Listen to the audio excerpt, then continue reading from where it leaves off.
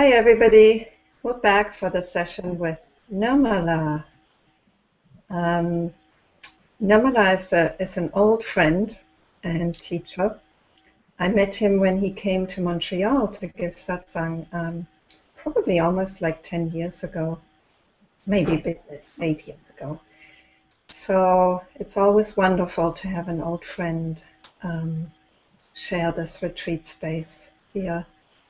And Nirmala will speak to us about the heart's wisdom. So I'll hand over to you, Nirmala. Hi, Grace. Thanks for having me. So I wanted to talk about the heart's wisdom because that's a different quality than is often emphasized when you're talking about the heart. It's, you know, we all know about the softer qualities of the heart, the love, the compassion, the sense of the ability to sense oneness. But there's also this incredible capacity in our heart to discriminate, to distinguish, and specifically with the heart in its wisdom, the way the heart discriminates is it tells us how true things are. It discriminates how much truth we are experiencing. And so that's the value of it. And since this retreat that we're doing is about the heart in non-dual teaching, I also think it's especially useful to look at the discriminating, the wisdom quality of the heart, because it can kind of connect those heart qualities to the more the more pure kind of jnana wisdom qualities of most non-dual teaching, and specifically, I wanted to see how you could, or show how you could actually resolve one of the fundamental kind of dilemmas or paradoxes in most non-dual teaching by bringing in the quality of the heart, the wisdom quality of the heart. And if almost every non-dual teacher out there will point to a very big truth, which is that you already are your true nature. You already are pure consciousness. You already are limitless. You already are free. In fact, I'll say you already are enlightened. You already are awake. And that's a wonderful pointing to a very fundamental truth. And yet, it's a dilemma for a lot of people because that's not their experience. Their experience of themselves is often very small, contracted, limited, incomplete, inadequate, unworthy. It's like, you're telling me I am the divine presence of being, and I feel like a hopeless failure. I feel like a ordinary human being.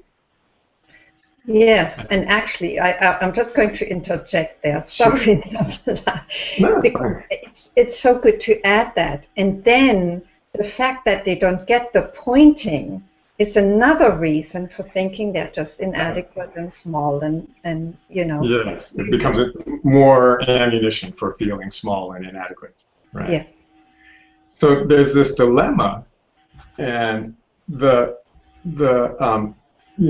thing that's missing, the understanding that's missing, is that contraction, that sense of smallness, that when your sense of self, the sense of who and what you are, feels contracted, when your awareness feels contracted, when it feels tight, limited, and again, inadequate, unworthy, not okay, not enough, like there's so much lacking in my experience and in my sense of self, in my being. That smallness, that contraction, is the heart. It's the heart sending you a message. The truth is whatever opens your heart and quiets your mind. And so when something is not very true, when it's a small truth, when it's a limited truth, the heart responds by contracting. It opens with a big truth, it contracts with a small truth. And so when you feel contracted, when you feel incomplete, inadequate, unworthy, that's the right way to feel when you're experiencing something that's not very true. And the confusion is because we were never taught the language of the heart. It's almost like the heart is talking to us in ancient Greek, right? And it's talking to us, but we're completely misunderstanding what it's saying, because what feels small, what feels unworthy, is me, right? That's what feels small, but it's not actually. The heart isn't actually telling us how big we are. It isn't actually telling us how worthy we are. It's telling us how small and how unworthy our fear, our worry, our desire, our over-identification with our problems or with our stories. It's the heart is telling us how real, how true, how important those experiences are. But the place where it shows us is in the sense of myself. So I get all contracted and think there's something missing in me. But it's actually my heart working perfectly to show me that a piece of my conditioning or a piece of my, say, my boyfriend, girlfriend, spouse's conditioning that they're expressing in that moment. They're telling me what's wrong with me, and it's actually not very true. And so the heart, the awareness, the sense of being contracts to reflect that. So the language of the heart is it contracts your sense of self to tell you how true things are. It also expands the sense of self. But in either case, no matter how expanded or how contracted you're feeling in a moment, that is your wisdom. That is the wise part of your essence, showing you the relative importance, the relative reality of your experience in that moment. So again, it's working perfectly. It's just, can we understand the message that it's giving us? I think ultimately, if you get this, it literally turns your whole world inside out. Because how big you feel has nothing to do with you. How big you feel is telling you how big the thought or feeling or desire or experience is that's shaping your awareness. A good metaphor is if you were looking through a very long cardboard tube, right? And you were just looking through that one little opening of the cardboard tube, and all you saw was one tiny little corner of the room. You wouldn't, in that moment, you wouldn't think, oh my God, there's something wrong with my eyes. Oh my God, I've lost all my peripheral vision. No, you realize it's not a problem with your eyes that you can only see one little corner. The problem is that you're looking through a tube. The thing that creates that smallness is looking through the tube. But when we're totally wrapped up in and identified with our stories, with our desires, with our fears, with our worries, with our problems, it's like we're looking through this very narrow perspective onto our life, onto our experience. And yet the sense of contraction is so visceral. It's so directly in our deeper sense of self that we actually think that we're small. It's almost as if it feels like as if our body actually gets smaller. People talk about being in touch with their inner child, right? It's like their sense of their own body, their own being has gotten really small. And sometimes I say sometimes I get in touch with my inner amoeba because it gets so small. and that's just how small some thoughts are. Especially extremely fearful, ridiculously fearful thoughts, or even ridiculously positive thoughts. Like, oh, I hope I win the lottery. It's like your awareness has to get this small to think about that. Because, because the odds are so bad.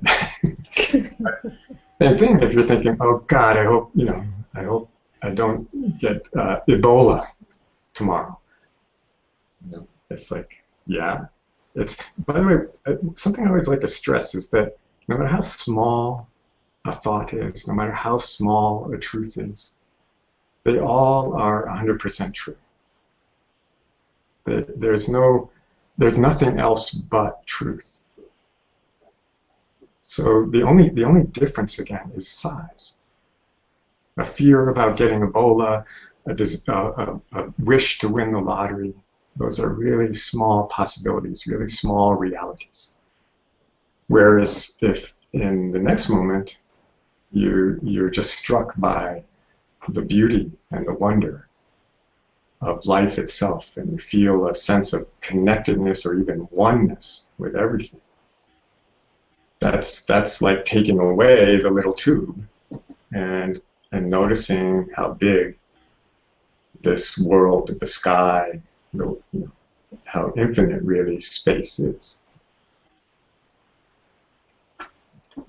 So like I say, it can turn your world inside out, because how big you feel is telling you how big your conditioning is, how big your perspective is. If you get that, it doesn't matter anymore. I mean, it matters how contracted you are, but not that much. Because, just like it doesn't really matter if you're looking through a tube if the room looks small. Because it's just how rooms look when you look through a cardboard tube. How small you feel when you realize it has nothing to do with your true nature. And in fact, that's what I was saying before, was about connecting up the heart with the non-dual pointing. That smallness is a function of your infinite wisdom, of your infinite capacity. It's doing its job. It's working perfectly. So rather than when you feel contracted, it doesn't even mean that you're out of touch with your true nature. No, it means your true nature is responding appropriately. Telling you what's not it's so tricky because it's not what's true and what's not true. It's always just telling you how true. Is it a truth like this? Is it a truth like this? Or is it a great big truth that your heart bursts open when you're experiencing? In every single case, that is your true nature. That is your discriminating awareness.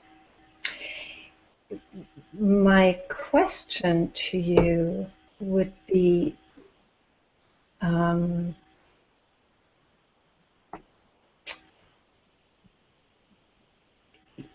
traditional non-dual teaching talks about the big truth, if we put it that way, as the only truth, and everything else is not real. So what's the why do you want to say, what's the point of saying it's all true? It's just that the size is different. Because to me that's just an even bigger perspective. Pointing to the really big truths is a wonderful, freeing, and especially experiencing it is a wonderfully freeing expansion. It shows you a potential that's there, and yet, it's just it's just being practical that it's not being in those really expanded states. Generally, is not very functional. There's no nothing wrong with it. In fact, I highly recommend it as a place to hang out.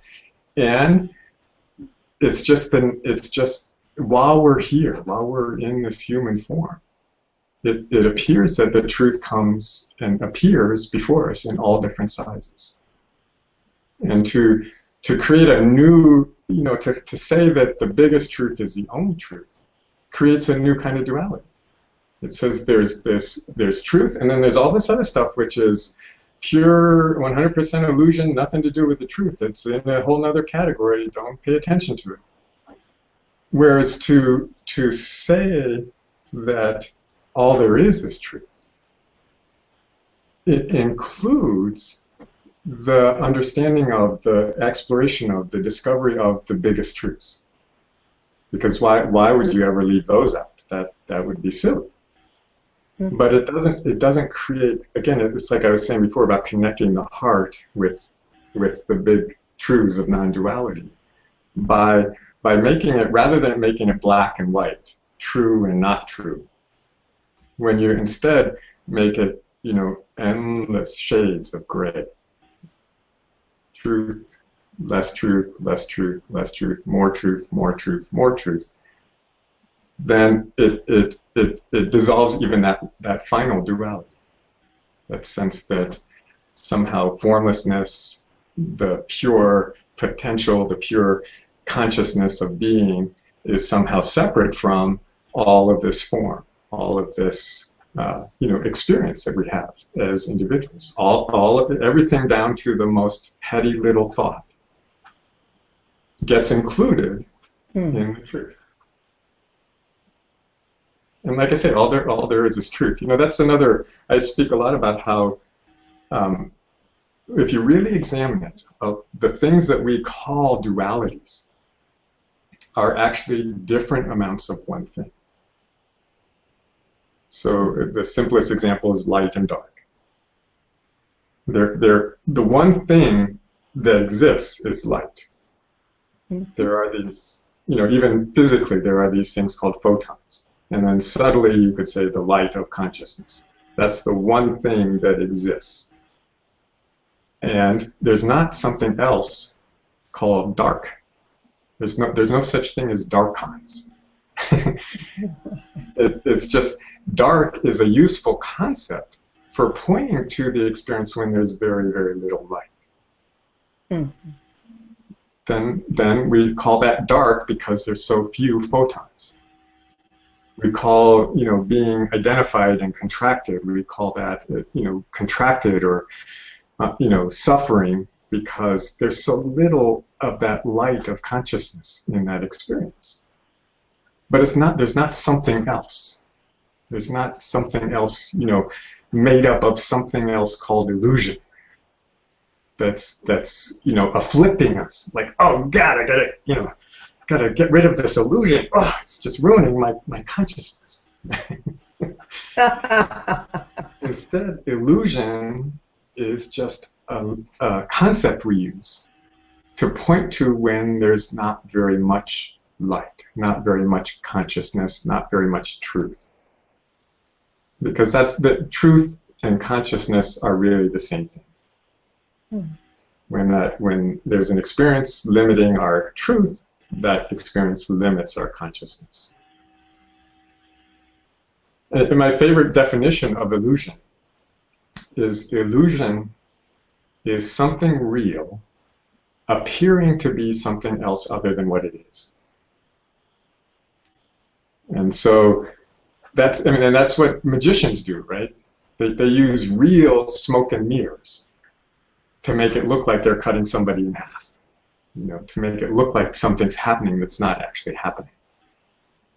And so, our consciousness uses illusion to give us a small experience of the truth so that our problems look big.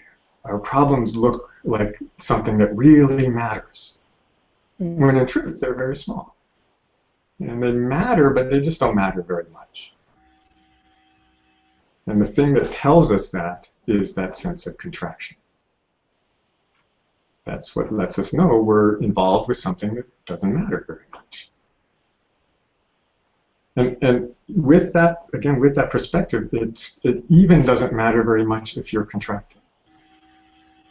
Because that's just, it doesn't, a good thing to remember is that contracting your awareness, contracting your sense of self doesn't harm it. Just like if I contract my muscles, it doesn't harm my muscles. They don't lose the ability to relax. So contraction is normal. Contraction is functional. And then I always like to add, that orgasms are a series of very powerful contractions. And then I wonder, do people really want to never contract again? That would be that. It's like contraction is part of it, part of the spectrum of reality. Mm. It's not the biggest truth, but it's part of it. The best, I often say the best way to lie is to tell part of the truth. Mm-hmm. We all learned that, right? You just tell the part that makes you look good, or you tell the part that leaves out, like you come home and your spouse says, did you get the groceries? And you say, yeah, I got the groceries. And you just leave out the part about how you also, dented the car and put a great big scratch down the side of it. You just don't mention that right away. Mm-hmm. So you leave out part of the truth. That's just like illusion is just, something appearing other than what it is. A lie is just only telling part of the truth. Yes. But some, to be fair, to be complete in speaking about this, some truths are painfully and really tragically small. Like racism or, some of the more incapacitating fears that we can be conditioned with. They are so small that until you discover that you haven't harmed your consciousness, that you can step out of that fear, or you can step out of that,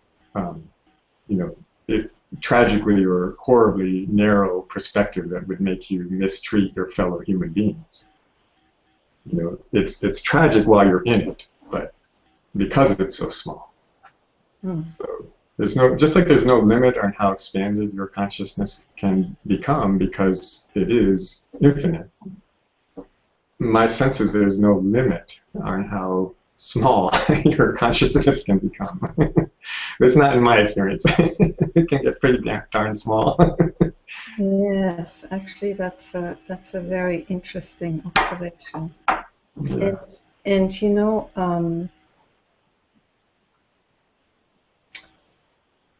it seems as if, that's the play. That's what's traditionally called lila. It's like in experiencing the smallness and the largeness. Yes. How we come to see what is truly expanded.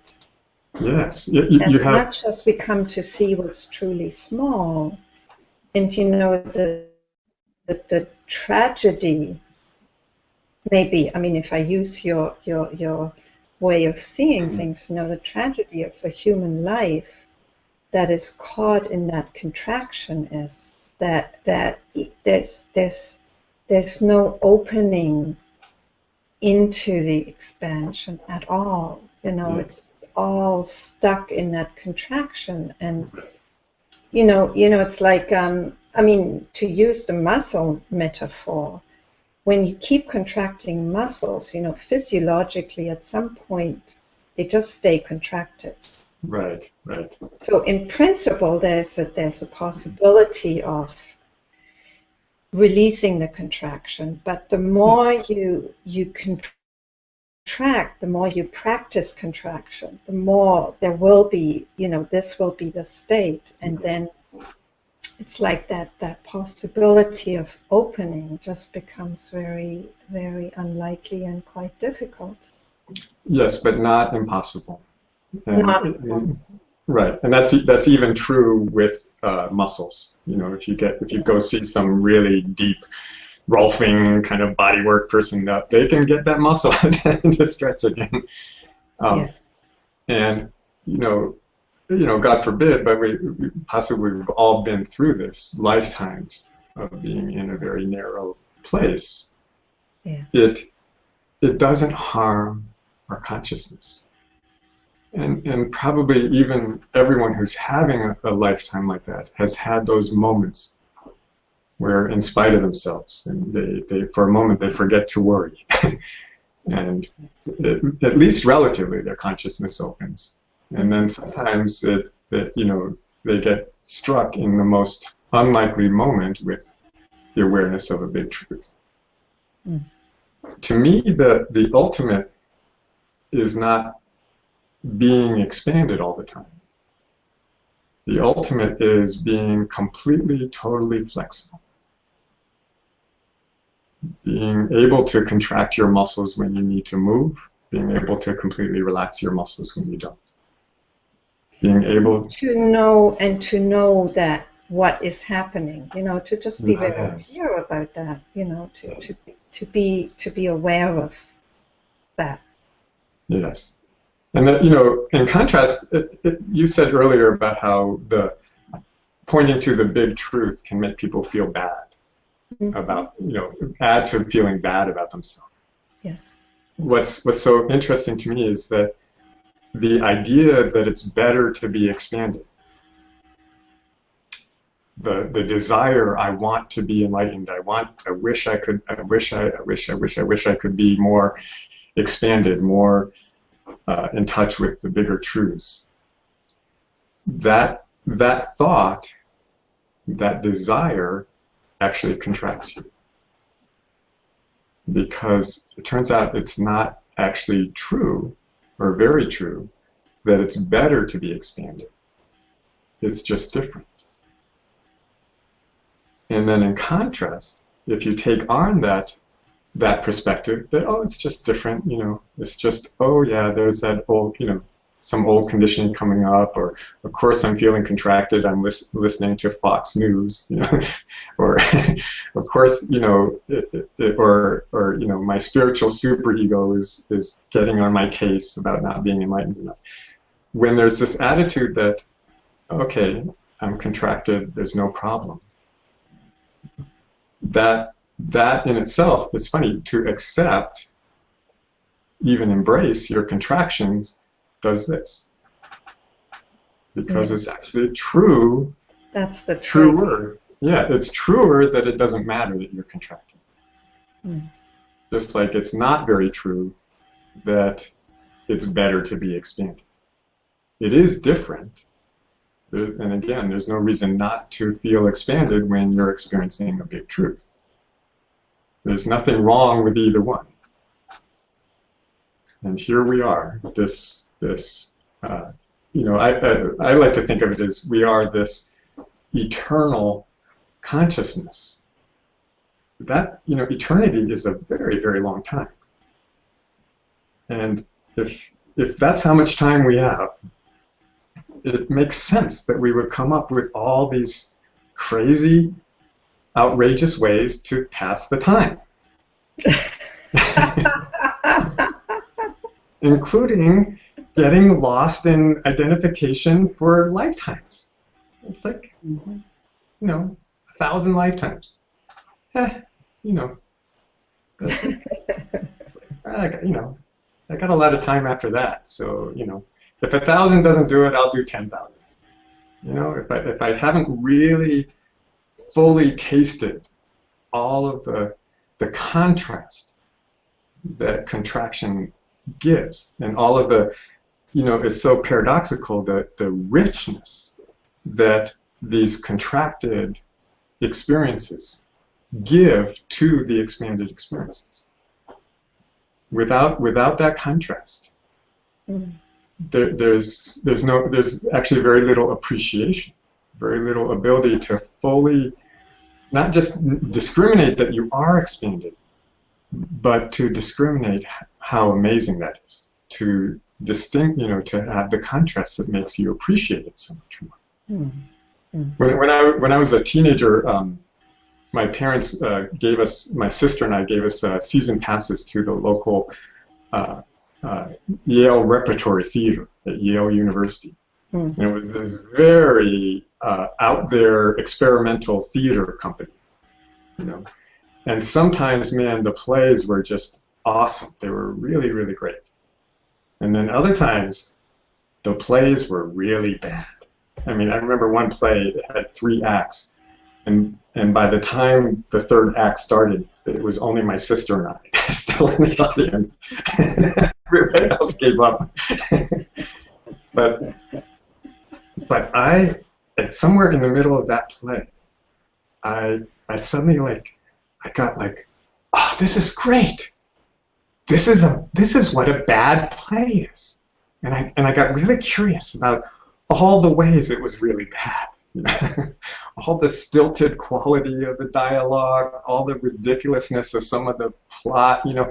It's like I became all excited because in some sense I was learning what made the good plays good. Mm-hmm. It's like, wow, what a contrast to the play we saw last week. Mm-hmm. And so that, you know, oftentimes I don't spend a lot of time wondering why all this is happening, why there are so many different experiences of truth that we seem to move through. But the closest thing I've come up to with a why is because it creates this incredible appreciation, this incredible capacity to not just experience your true nature, but to know why it's so true, to know what makes it so good, what makes it so profound, what makes it so beautiful, really. Mm. Whereas if that was just your experience, you know, for eternity, hey, you know, infinite bliss, so what? You know, who cares? Been there, done that. But if you've lost it, oh my God, and then you find it again, oh, how sweet. Mm. Mm. And if anything, you know, that sense that there's no mistake, that contraction is normal, and just a you know, proper functioning of your discriminating awareness, it can allow you to be very present and curious about the actual content of your experience when you're contracting. Yeah. And again, this is another one of those kind of like paradoxes, or the way things work the opposite of what we might expect, is that when you're not, you know, you're not resistant to being contracted, and you actually hang out there and explore it and really examine, like, oh yeah, I'm thinking that I should be, you know, I shouldn't be getting old. Like, how could that be true? You know, you're like, you finally get it, like, oh, that's the thought, that's the one that's contracting me. You know, not only does it because you're seeing it from outside of it. You're in a sense, you're already in a more expanded perspective, and you've also weakened it. It's the willingness to be in those contracted states that allow you to discover what the truth is and isn't in them, and it weakens their grip. Yes. It's when we're always moving away from our. In fact, often what we do, it's really fun. When we get contracted, often what we do because it's so contracted, so we think about something else, which is really just contracting our way out of contraction. Mm-hmm. Right? Or we resist it, or we fight it, or we, you know, anything. Analyze it. I mean, all of that is just more contraction. Yeah. It's you know, even judging it. You know, when you judge your experience, what you're doing is you're shifting your attention from your experience to your thought. This sucks. You're going from the thing that actually is uncomfortable to the thought, this is terrible. Oh my God, you know, how can they do that? That's blah, blah, blah, blah. You know, so you've taken your attention off of the thing that was uncomfortable, but you put it onto an even smaller truth. Anytime, just like with the tube looking in the center of the room, anytime you contract your awareness, you expand your unawareness. Right? The smaller your awareness gets, the more you're not seeing. Mm-hmm. And so by judging your experience, you contract your awareness onto all your righteous thoughts about how they shouldn't be doing that. That's terrible. Da, da, da, da, da. And you're actually, to a degree, you're aware of your judgments and you're less aware of what they're actually doing, or what you're doing, or what shouldn't be there according to your judgment. Yes. That's actually dropped out. Because the judgment is just more contraction. Yeah. And so there's no awareness of that contraction.